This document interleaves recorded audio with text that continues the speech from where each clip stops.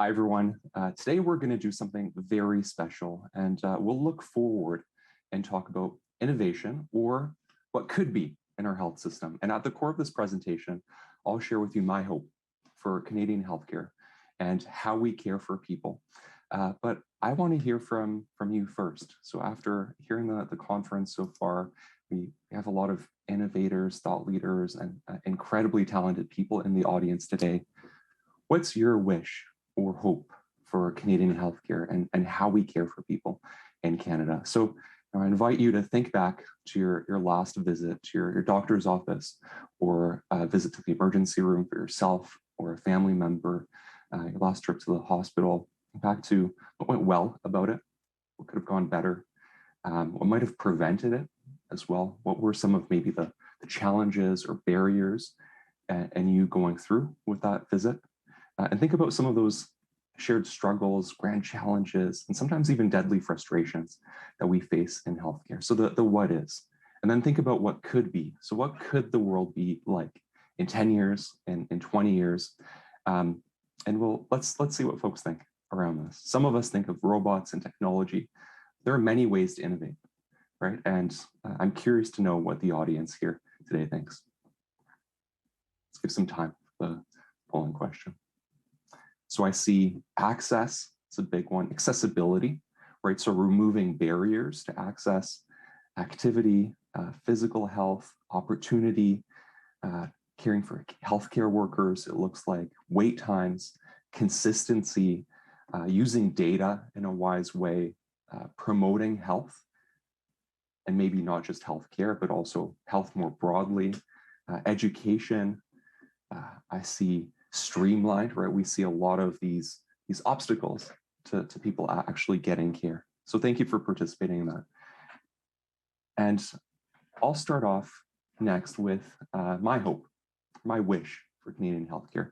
And it goes back to my why, in terms of why I'm here with you today and why I went into family medicine originally. And it comes down to my family, right? And in particular, my grandfather. And in this photo here, you could see him in the background, obviously, and my brother on the right, and then me clearly in the Lion King costume on the left. It's classic.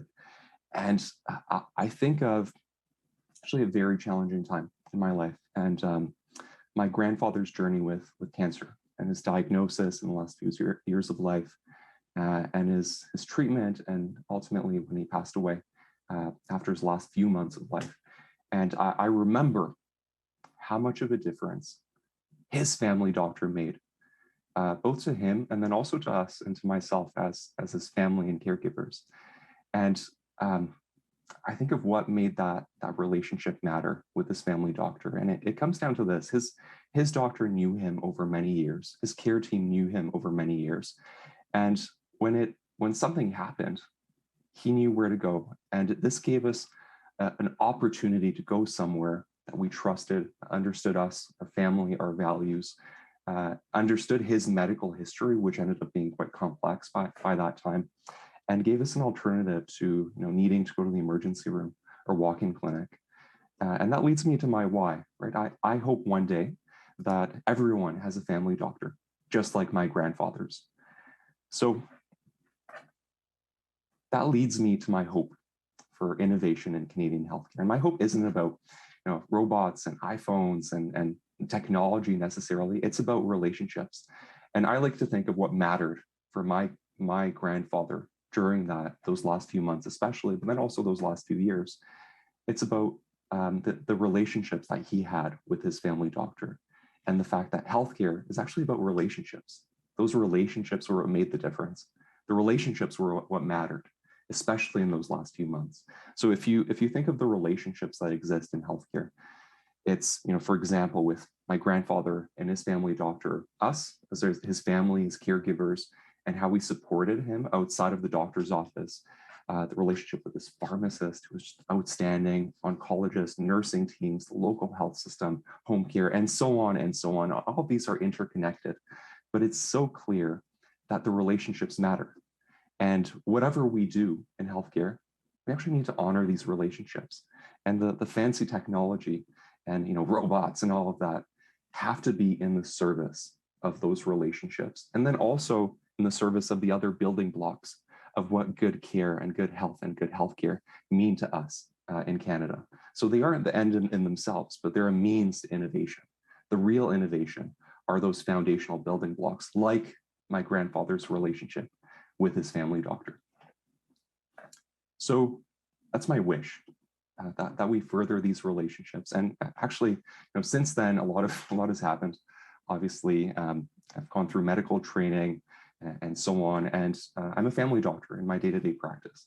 And as a family doctor, I get to build many of these relationships, just like my grandfather did with his family doctor. And I have to say that's one of the favorite parts I have of my job. It's getting to know people and then also following them through years and visits and the ups and downs of life. And one of the things that we learn through those relationships is actually pretty surprising. So it's this. On paper, people can seem to have fairly similar risk profiles. And what I mean by risk profile is this.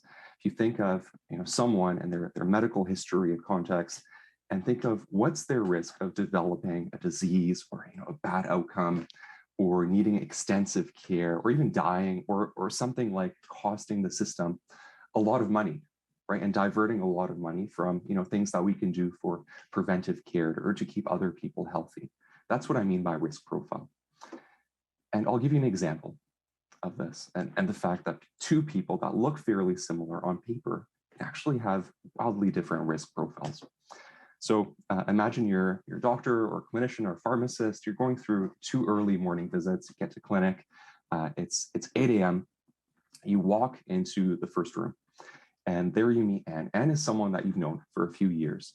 Anne was a professional soccer player growing up, still watches soccer, but doesn't play as much anymore, but instead is the favorite grandmother to her family of 3 grandkids. And you look at the chart on paper, Anne is 65, it's diabetes, it's a former smoker, was on 5 medications. You take care of Anne, the visit goes well, and then you walk to the next room. You see Albert. Albert's new to your practice. You've been his clinician for maybe a few months. And Albert, is a volunteer at a local community garden, gives him a lot of purpose, but his partner passed away a few years ago, and he's actually a caregiver for his older brother, who's in his late 80s. And Albert, on paper, 65, diabetes, former smoker, and 5 medications. They look identical. And imagine I'm the narrator of the story, and just like narrators do, we know the future. So what if I told you that Anne has 2 decades more to live than Albert, and has 2 more decades to live over Albert? What could explain this? And I'll ask you, what are some of the reasons why you can imagine these 2 people having such different health outcomes, even though they look very similar on paper? So let's take a pause there and see what people share. Okay, thank you for sharing. So I see things like support, genetics, gender, stress, maybe social factors, family history, medical history, or family history, connectivity, affluence, great, personal experiences. I imagine that might be childhood experiences or personal experiences with healthcare. I see things like weight, motivation. Another one that's coming up, cholesterol, medications, background. I see purpose there as well, which is fantastic. We actually know that things like purpose make a difference to health. It's incredible. So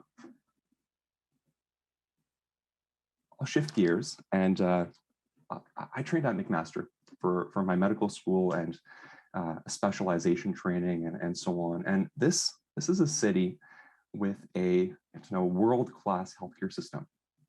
Has a world-class healthcare system, but also huge health disparities. And one of the things that was really formative to me training at McMaster as a young doctor was something called the Code Red series in Hamilton. So the Code Red series was a study on a massive database of health outcomes for Hamilton residents. They looked at 500,000 emergency room visits, something like 100,000 hospital admissions, almost 9,000 deaths. And they asked, what made the difference in health? Who was getting sick? Who was ending up in the hospitals? Who was taking up health resources as well? And they found actually that one of the main drivers for how people experience the healthcare system and health was postal code. And that's why you have this map here. So you can imagine Albert living in the red area there by the waterfront. And then imagine yourself driving maybe 10 minutes away into the green area, or if you like bike riding, it's maybe a 25-minute bike ride to the green area, and that's where Anne lives. And these are two different worlds. So the red area has 13 times the rate of emergency room visits per person in the green area. It's 4 times higher cancer mortality rate than the green area. That's 5 times the number of people in terms of per capita without a family doctor. And it's all that sums up into a 2-decade difference in life expectancy between the red and the green, just by patterns and where you live. That's the difference between living to your 80s, like Anne, and dying in your 60s, like Albert. And remember, this is a place with absolutely world-class healthcare. It has one of the leading medical education institutions in the world. Maastricht is known for world-class medical education and health innovation and technology and so forth. So what's behind all of this? And it's this: health is more than healthcare. It's very clear from the Code Red series. To me, when I was initially seeing, but even more so since I've practiced longer since then. And when we think of those grand challenges in healthcare, and these, we're talking about health innovation and what could be, I think those places ripe for innovation are the places where we ask why, right? So as a family doctor, I wonder, why is it so hard for Albert to keep his blood sugars down? Why is it that as many as 1 in 2 people don't take their medications as prescribed? Why is it that Albert is forced to see a walk-in clinic or a stranger or an emergency room? Most of the times he needs care if something happens. Why is it that Albert has, through actually very legitimate reasons, built up a lot of mistrust towards the health and healthcare system and institutions based on his and his community's past experiences? Why did Albert end up in the emergency room? Towards the last few months of his life versus somewhere else? Why did Albert die 2 decades earlier than Anne, when they lived just a few blocks apart and actually look identical if you think about those risk profiles that we shared earlier on? And on the other hand, what makes Anne successful? What gives her this extra 2 decades of health and happiness? Why does Anne get a trusted relationship with her family doctor who she see proactively, go to when she needs care, who's connected to other specialists, a geriatrician, nursing team, and so forth, and can actually take care of her in a way that's higher quality and safer and cheaper for the health system as well, and for insurers? Why did they end up catching Anne's cancer early when it was still treatable? Why did it ultimately cost the system so much less through Anne's life trajectory because of that more proactive care? Why is it that she has a support system, caregivers and friends and others who can join her to visits and support her through her health experience? Why is it that these 2 people with such similar risk profiles on paper actually live in 2 different worlds when it comes to their experience with health and healthcare? And that it leads to 2 decades of life robbed from Albert. And these are hard questions. And if you peel back the layers, there's a lot of research behind this, and understand what's going on in those why questions, it's actually very clear. It turns out most of health is beyond healthcare. And some of the smallest percent is what we classically in the biomedical model think of as biology, genetics, sort of stuff. It's actually about income, early childhood experiences, social connection, social safety nets, racism, housing, community belonging. All of these things influence how you experience health and your healthcare, including your likelihood of having a family doctor in that map that we saw of the Code Red series, and on and on. And ultimately, these things make you cost more or less to the health system or insurers. And actually, have health systems spend more on caring for you later on before it's proactive to do so. So when I think of innovation in healthcare, it's really this that needs innovation. This is what determines your health, and it's actually social. It's the factors in your life that impact your health and healthcare, that then impact your biology, your illness progression, or so on. And all of these are interconnected, and it doesn't actually start with biology, right? That's the huge misunderstanding here. It doesn't start with necessarily genetics or things like lifestyle, diet, exercise. You know, you think of Albert before he met me, he was told to have a better diet by his walk-in doctor, but he had to choose between paying for his medications and paying for rent, let alone paying for food, healthy food, or a gym membership, or so on. And these are things that start and begin their course long before we were here, actually continue on for a long time after we die. But meanwhile, they rob Albert and people like him years of life and happiness. And you think of that 20-year gap between Anne and Albert and what that means for them and their family members as well.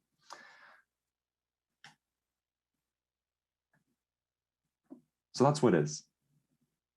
But there's an optimistic lens to this. And the audience here is actually very special. So I mentioned that this is a room full of innovators, policymakers. You actually set the agenda for many organizations and how we care for health. And even though this might seem disheartening, right? That after, we think of iPhones and heroic surgeries and incredible advancements in the science and the technology of healthcare. How do we change these fundamental causes that contribute to life and death that actually seem so immovable? These things that made Albert live and experience healthcare in such a different way that he died 2 decades earlier than Anne. And the answer is you start somewhere, right? These are interventions. There are interventions to these problems that have been shown to work. And that's what we're here to talk about and what our panelists are here to talk about. And I think of what one of the great tennis players, Arthur Ashe, once said, it's start where you are, use what you have, and do what you can. And that's exactly where healthcare innovation needs to be. It's not always in the tech and the robots and the things that are cool and flashy. It's using those things, maybe, but recognizing where we are, what are our challenges, using what we have, and doing what we can. And using those amazing scientific and technological advancements to actually look at some of those grand challenges and made in a way that's maybe fresh. For example, honoring the relationship that people have with healthcare system and the relationships that actually matter, just like for my grandfather when he was experiencing care, especially in this last few months of life. It's about using the future it's about thinking of the future by using the building blocks we know work from the past. And that's really what this panel is all about. So we're going to get to the panel shortly, but I'll share with you an example first. This is if you think back to the story of my grandfather and how it goes back to relationships. There's actually a bigger picture to this. And we actually have a technical term for some of those relationships. It's called continuity of care. And continuity of care just means that when you need care, you actually see someone that's familiar to you, understands your medical history, maybe knows your family, knows your values, and has a shared understanding of where you're going in healthcare. It also means that you have a place to go. That's not a walk-in clinic or the emergency room or a stranger. And actually, the benefits of continuity of care in research studies have been shown to be as good as some of our blockbuster medications and scientific innovations for specific diseases. So you could see this honeycomb here talking about continuity or that relationship. And you can see that people with a family doctor or a consistent team or a medical home, more proactive care, they needed hospital care less often, just like Anne when she got sick. They save costs to the healthcare system from that relationship itself. They take their medications more regularly, and they actually end up needing fewer interventions, fewer medications, and have less cost to the general healthcare system, which lets us be more proactive in other domains of care. And the really powerful thing is they end up living longer, just like Anne. So I think of this as a very simple intervention, matching people to a relationship with a family practice or a medical home, whatever that means, as not technological. It can make such a profound difference You don't need the robots and the iPhones. You need those foundational things that we know make a difference for people, and honor those relationships, maybe empower them with technology and so on. So look, we have many ways we could move forward, and many ways we could focus our efforts as a group here, as a collective peer group, and decide what the next steps are for Canadian healthcare. And I listed my hope and my wish for Canada. And it's, honoring the relationships, matching people to a family doctor just like my grandfather's at the end of the day. But if you had the power to shift our focus onto one thing, one focus over the next 10 years to make things better for Canadians, for Albert, right? To close that gap on those 2 decades, what would it be? If you had a magic wand, what would you change as your prescription for a healthier Canada? Let's give a pause and see what people say. Thank you all for participating. So I see a lot of amazing ideas. Access to care, family doctors, I see as a big theme. I see patient-centric, so moving people who are actually using the health system and experiencing the health system into maybe co-design and deciding how the health system looks for people that experience it. I see a national approach, so maybe tying together some of this patchwork approach that we currently have now, stronger coordination, drug access as well. If you think of Albert, one of the main reasons maybe he had a shorter lifespan was he couldn't afford his medications. He had to choose between rent and the medications that might have been life-saving for him. See whole health, talking about mental health, patient-centric, again, pharmacare as well, a really important topic that's come to the forefront, especially recently. Intersectionality, another one. So looking at those various social determinants of health and how they overlap with each other and contribute to health and healthcare and how people experience our health system. So let's do it. I see this as the place where we need to focus, right? Exactly what people shared here. And I think back to Arthur Ashe, start where you are, use what you have, and do what you can. And with that, it's such a pleasure to share with you 3 people. I have an enormous amount of respect for each of them individually, all thought leaders in Canadian health and health policy, and start off a roundtable of what their prescriptions for innovation and ideas for a healthier Canada are. So again, through these presentations, we'll start off with each participant sharing their idea for Healthier Canada, but please ask any questions that you have in the Q&A window, and we'll share it with the group as well in our panel afterwards. So first off, we have Samir Sinha, the director of the newly formed Canadian Institute for Social Prescribing. She led Canada's first social prescribing research project, implemented in community health centers across diverse urban, rural, francophone, and northern regions in Ontario, which showed promising results in reduced loneliness, improved mental health, and increased integration between health and social care. Having worked in a range of sectors spanning from healthcare, food security, housing, women's empowerment to engineering, and leading projects in a number of Canadian and international nonprofit, community-based organizations, Samir is a leader in bringing the strengths of diverse sectors together to build equitable, resilient, and more connected communities. Samir, it's a pleasure to have you here. I'll hand it off to you. Thank you, Dominik. It's a pleasure to be here today. I invite you to imagine when you visit the doctor's office, what if, instead of asking, well, what's the matter with you? They asked you, what matters to you? How would that change your visit? Now imagine if when you left that doctor's office, you left with some medical prescriptions, as well as connections to a caregiving support group or a bereavement network, tickets to a local museum, or an invitation to a community garden in your neighborhood.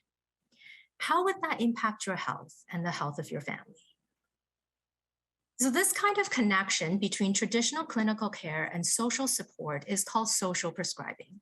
Now, in social prescribing, healthcare providers can refer clients to a link worker or a navigator who then co-creates the goals with the client and facilitate connections to non-clinical interventions.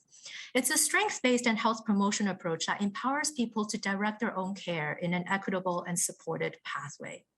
The term emerged in the UK several years ago, and it's gaining momentum internationally as well as in Canada. Echoing what Dominik has said, the World Health Organization states that more than 50% of health outcomes is due to factors such as stress, debt, loneliness, insecure housing, discrimination, and etc.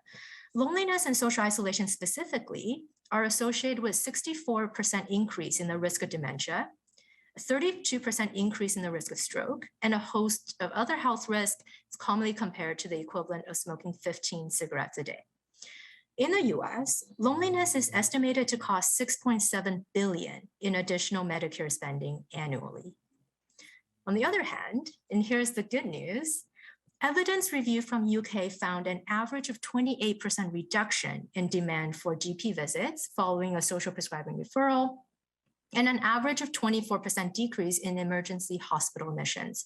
This is along with improvements like physical activity, diet, blood pressure, and so on. The research project that I led in Ontario showed a remarkable 49% decrease in people's sense of loneliness and a 12% improvement in mental health over just 1 year. And that's alongside intangible but tremendously important outcomes like improved sense of purpose and sense of confidence from people being supported in their social needs, being connected with others, volunteering, and reentering the workforce. So not only does social prescribing result in better health outcomes at the individual level, there's promising evidence for reducing inappropriate and often more expensive types of healthcare utilization, and ultimately builds resilience within the whole community.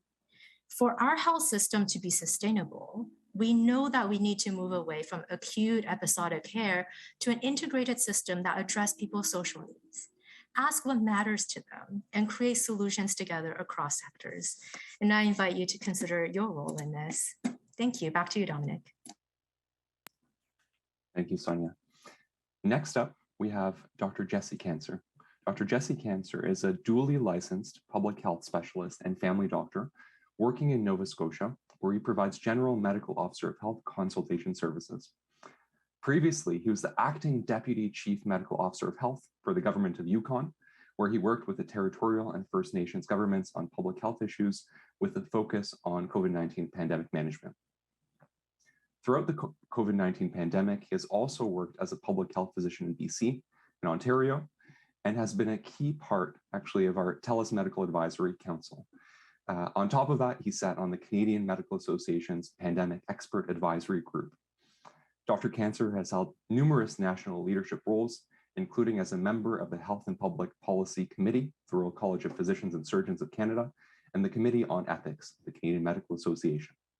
In addition to his medical training, Dr. Cancer also holds graduate degrees from the London School of Economics and the University of Cambridge, where he was a Chevening Scholar, and has served as policy advisor to Canada's Minister of Health, Dr. Jane Philpott.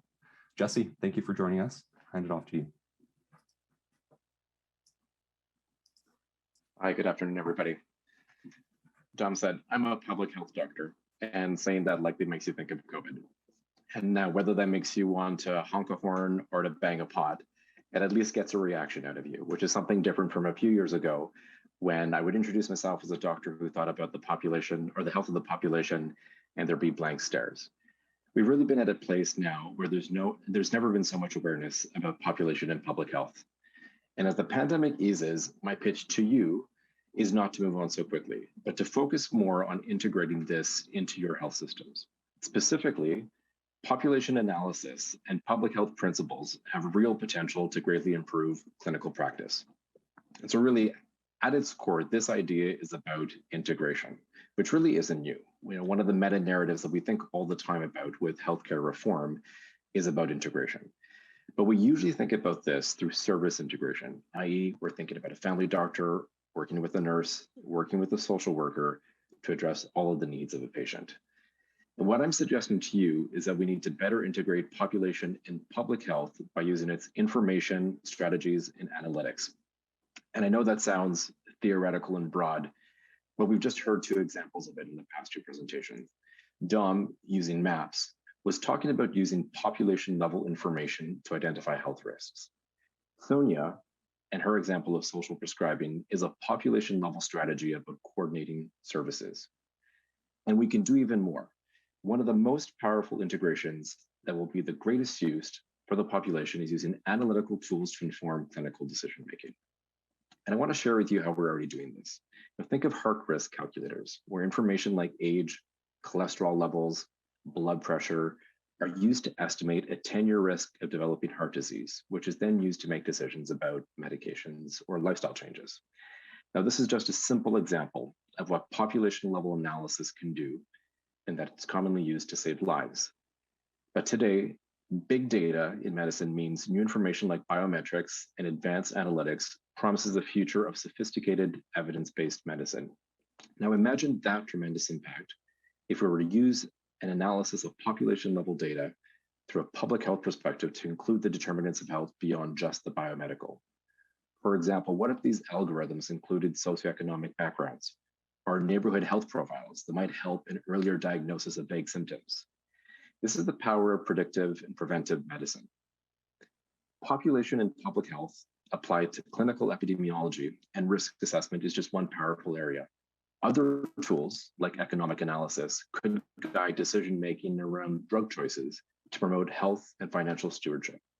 All told, population and public health can be used for more than deciding when to close restaurants during a pandemic. Applied to its full scope, better integration into clinical practice could have broad impacts on prevention, diagnosis, and treatment. Much of the groundwork exists, and so this innovation really is about encouraging us all to play a part in realizing the powerful potential of this approach to healthcare. Jesse. Next up, we have Dr. Samir Sinha. Dr. Samir Sinha is the Director of Geriatrics at Sinai Health and the University Health Network in Toronto, and a professor of medicine at the University of Toronto, and the Director of Health Policy Research at Ryerson University's National Institute on Aging. As a Rhodes Scholar, Dr. Sinha is a widely regarded clinician and international expert in the care of older adults. He is the architect of the Government of Ontario's senior strategy, and in 2014, Maclean's proclaimed him to be one of Canada's 50 most influential people and its most compelling voice for the elderly. Dr. Sinha was recently appointed to serve as a member of the Government of Canada's National Seniors Council, and is also leading the development of new national long-term care standards for Canada. Beyond Canada, Dr. Sinha is a fellow of the American Geriatric Society and a member of the American Red Cross Scientific Advisory Council. Dr. Sinha has further consulted and advised hospitals and health authorities in Britain, China, Iceland, Singapore, St. Kitts and Nevis, Taiwan, and the United States on the implementation and administration of unique, integrated, and innovative models of geriatric care that reduce disease burden, improve access and capacity, and ultimately promote health.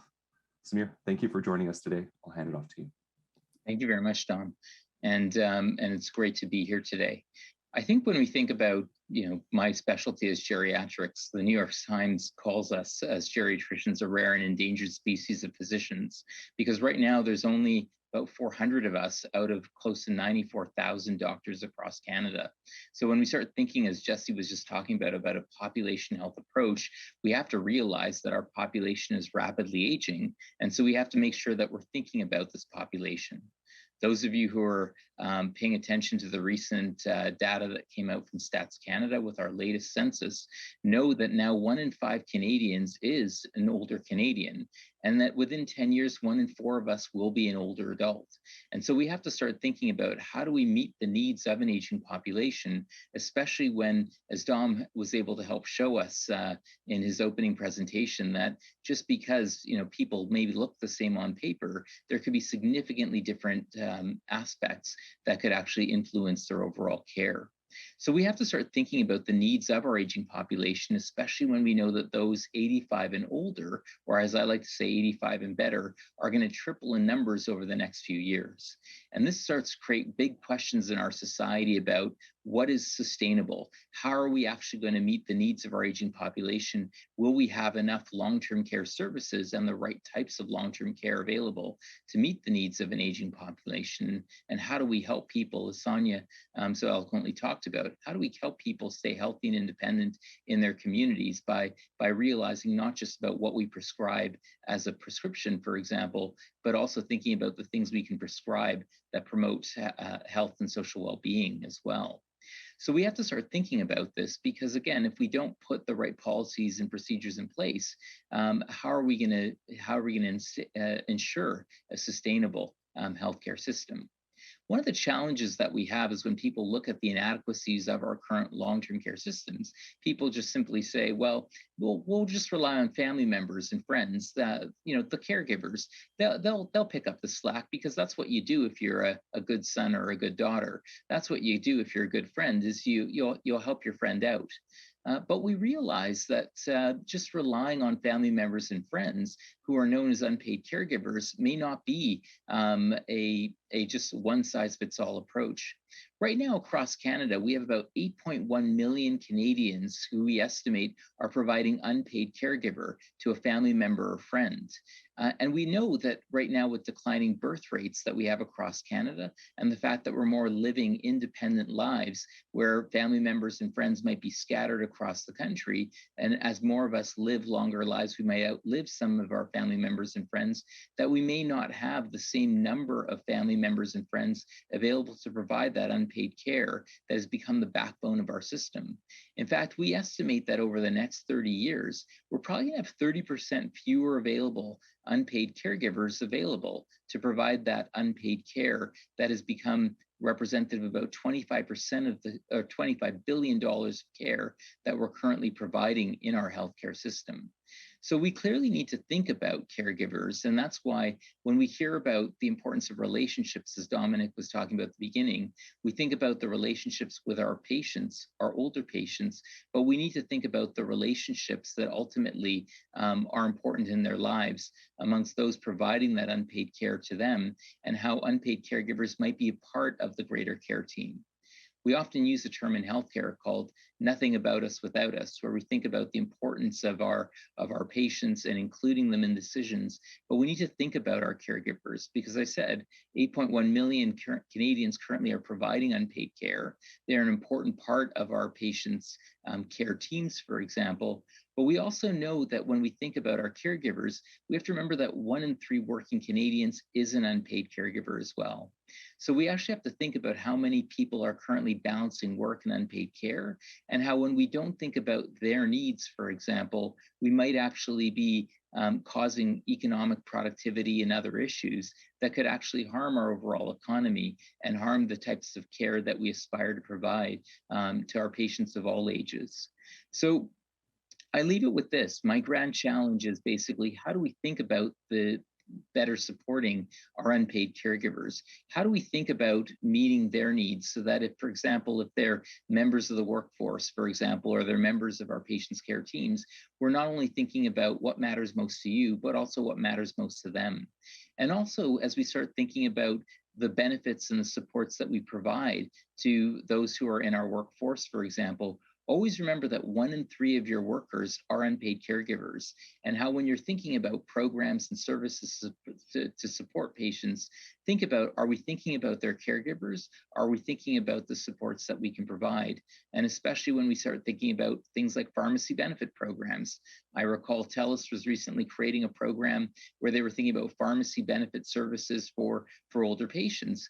And then they realized very quickly that when they didn't figure out that the caregivers were often the ones who were actually putting the orders through and actually thinking about how they were actually managing many of these benefits on behalf of older people, that we were missing an opportunity to see them and include them in that process that could provide people better access to care. So as Dominik said, it's all about relationships, and let's think about our patients, but let's think about their caregivers too, as we think about the right solutions to move forward with. I'll stop there. Thank you, Samir. First, a comment and then question is for Sonia. We have a comment from the audience. As someone who is helping out an elderly non-family member with being able to continue to live independently and at home, I can appreciate how much of a difference it can make to his quality of life if social prescribing was part of his care. It's a really powerful share from the audience. And then the second part of that, based on your share, do you have any recommendations for the audience? So this is a group of, workplaces, benefits plans, insurers, and onwards. What role do the leaders here and influencers have in social prescribing? Great. Thanks, Dominik. There are definitely, I think, really important roles that insurance and benefits administrators can play. And you may be doing some of this. And to jump off the comment that was made, I think one of the key ways is to consider how non-traditional interventions that addresses the social aspects and the social determinants of a person's health can be a part of your offerings. It could be social and community support networks. It could be the support for caregivers, as Samir refers to, dance classes, access to green space, meal delivery. It's what some insurers are starting to do in the US. And that also includes navigation, playing that link worker role. So United Healthcare in the US implemented a program called Navigate for Me, where trained caregivers are acting as a point person that's connecting people to social and community-based supports. Kaiser Permanente doing something very similar called Thrive Local. And within a workplace, HR or employing groups can also take on that role as a navigator to do that person-centered exploration and be attuned to what social and structural determinants are impacting their colleagues. Another way that Jesse had referenced is to use your data. You have phenomenal data on demographics and risks. How can that data be used and shared appropriately to predict social risk and provide that targeted interventions early on? So that's just some of the low-hanging fruit. And I'm sure with the expertise in this room, there'll be a wealth of other creative ideas.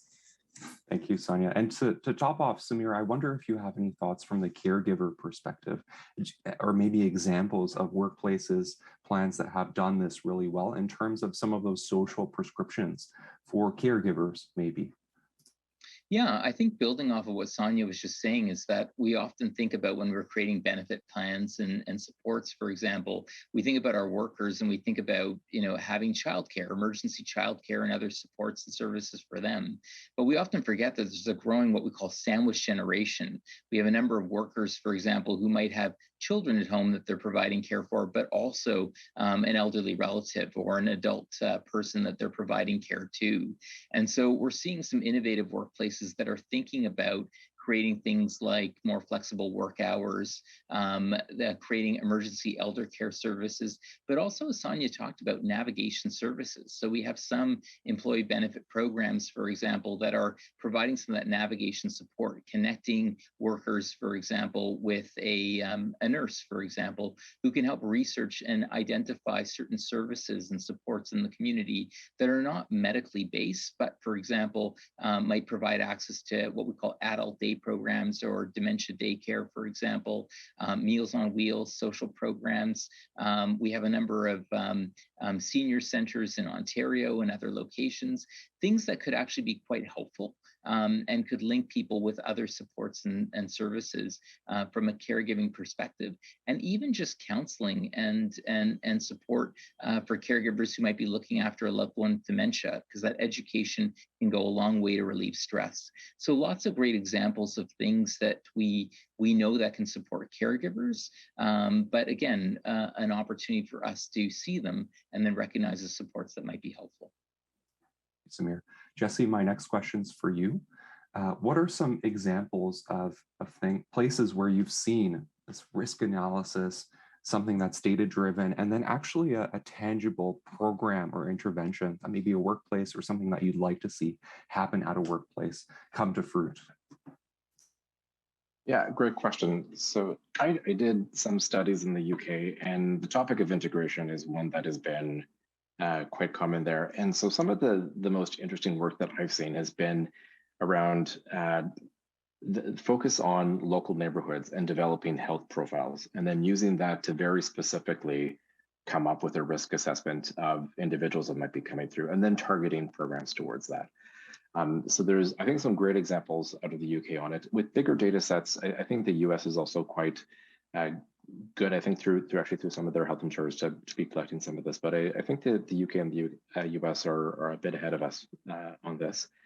And that's where I'd be looking, I think, for examples of where this has been applied quite good. Again, I think specifically in the UK, Dom, some of this was done in Liverpool. But yeah, no, I think integration in the UK, I think, is quite sophisticated. So I'd start looking there. And I see another question as, do you think the fee-for-service model in Canada is standing in the way of proper doctor-patient relationships? What do you suggest be changed to improve the system? I'll take that one to jump off of what Jesse shared. You can imagine a future. So what is right now is there are these funding models that aren't necessarily supportive of the relationship, and that's the bottom line. But you can imagine a future or what could be if, for example, everyone in a community was perhaps automatically rostered to a particular family practice or a group, kind of like you see in public school systems right now in Canada, where there's not this fight to navigate the system and actually find some connection into the healthcare system and these disparities that come up between neighborhoods just a few kilometers away. Again, you think of Albert and Anne and how the red zone there had something like 10% of people without a family doc, and the green zone there had only 2. So 1 in 50 without a family doc. That's a huge disparity. So I think that's the future, just a matter of getting there. I see the next question for Sonia, and I see the question as, what impact do you attribute to social prescriptions around things like exercise and nutrition, these sorts of things, towards overall physical and mental health? And then maybe Sonia, start us off with, it's actually groundbreaking if you think about things like loneliness and as a concept, decreasing your risk of hospital admissions. How does that actually work, right? So I'll hand it off to you, Sonia. I don't know if the medical doctors in the room will have better answers to that, but I think so. Exercise and nutrition, absolutely. I don't think it's in any dispute. There are so many studies already about how that impacts health and well-being.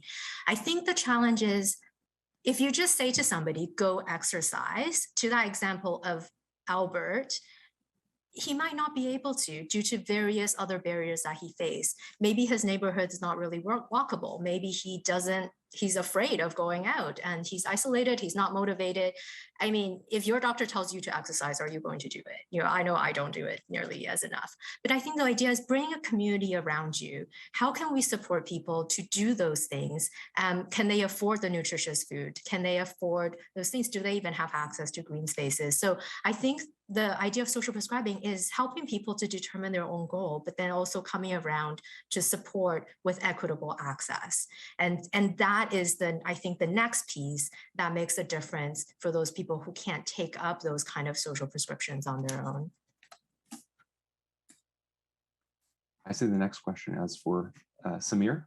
What are some of the consequences, Samir, for employers, benefit providers, and so forth of not better acknowledging the needs of their employee caregivers? Yeah, it's a great question, Dom. And, I think this is the key, is that right now, if you think about older workers, for example, who might be providing care to another loved one, as a situation might evolve, like a diagnosis of dementia or a chronic illness that might get worse, for example, that might significantly increase the care needs that are being faced by the person that caregiver is looking after. And so all of a sudden, this might create that tension between, can I actually balance work and my unpaid caregiving duties? Do I just simply need to quit my job or forego that promotion? And for a lot of employers, when you invested a lot of time and energy in training that person who has incredibly valuable skills, we don't want to lose that person that easily, and retaining them in some way and supporting them to bring them their whole self to work can be helpful. So just acknowledging the fact that you see what they're struggling with that you're acknowledging it, and that you can actually provide some supports through what it might be flexible working hours, for example. It might be connecting them through some additional supports that get them the extra access to care or services that might actually relieve a little bit of that burden. And by doing that, you're more likely to have people stay within the workplace longer, to keep them productive and engaged, and reduce turnover and other challenges that can really negatively impact the workplace from an economic productivity issue. So again, it's just about recognizing that 1 in 3 of your employees is probably an unpaid caregiver, and what are the things that your organization could probably do to make it a better workplace for them, and allow you to continue getting the productivity out of them that the business requires. Thank you, Samir. This next one's for you, Jesse. You spoke about data and population health data driving some of the interventions that we choose to do, and where we choose to spend money and finances as maybe a society, but also as organizations individually and benefits plans and insurers. Where do you see some of the low-hanging fruit? I think we're hearing some of them here in this panel, maybe in looking at what caregivers need, looking at social prescriptions, but where do you see those next steps for organizations that really want to take this plunge? Great question, Dom. I think, when I go back to the comment that you had, you start where you are and do what you can. And I think that when it comes to using something like data, population level data, it'll take some time, I think, to develop the tools and the methods, and I think the buy-in to actually use it and have more sophisticated preventive or predictive tools. But I think really at its core, the best way to start is to make sure that you're evaluating the programs that you do have right now, that you've actually got good metrics on what you're putting in place, that you're tying this to metrics that make sense, that they're bringing together population health principles. This, I think, is done maybe more so in the private sector. I think there is a big push to make sure that there's efficiency, but I think it's in that. It's about setting up a culture of evaluations, measurements, setting targets, and developing a culture again of making sure that you're using data to evaluate the programs. And so I'd say start where you are. Big data, I think, will continue without smaller players having to step up to it, but certainly participating in it when we can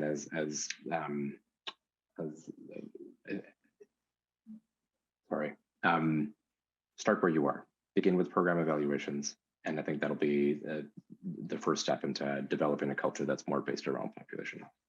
Thank you, Jesse. And a follow-up, based on that, are there specific priority groups that you can imagine as being early trials of this kind of an approach? Sure. So I think that one of the reasons why I thought this would be a good topic for the group is that I could imagine this being something for health insurers, where again I think there's a lot of access to data and a focus on efficiencies. I think that the sectors that I typically work in, the public sector, it would take a bit more time to actually get this started. So I'd say, for health insurers, if you're looking at individual programs, maybe therapeutics that using a population approach would be a great place to start. I really could see this sector as being one that would pick up the tool, start applying it, and get Canada using it, heading in a direction where we use this more in the healthcare industry.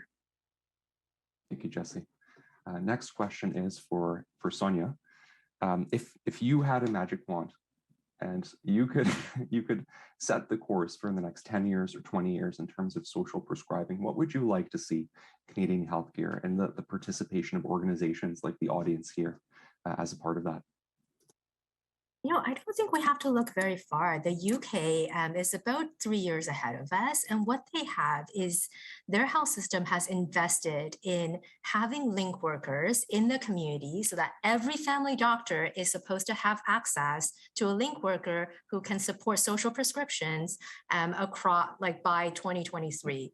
And so I think that's where we need to go in the system to make that navigation available. And of course, to support our community and voluntary sector to have these social prescriptions that people can access. Thank you, Sonia. I think that draws us to a close. So thank you all for joining us. And thank you to the audience for sharing your time and sharing the space with us. I'll hand it over back to Vicky and enjoy the rest of the conference.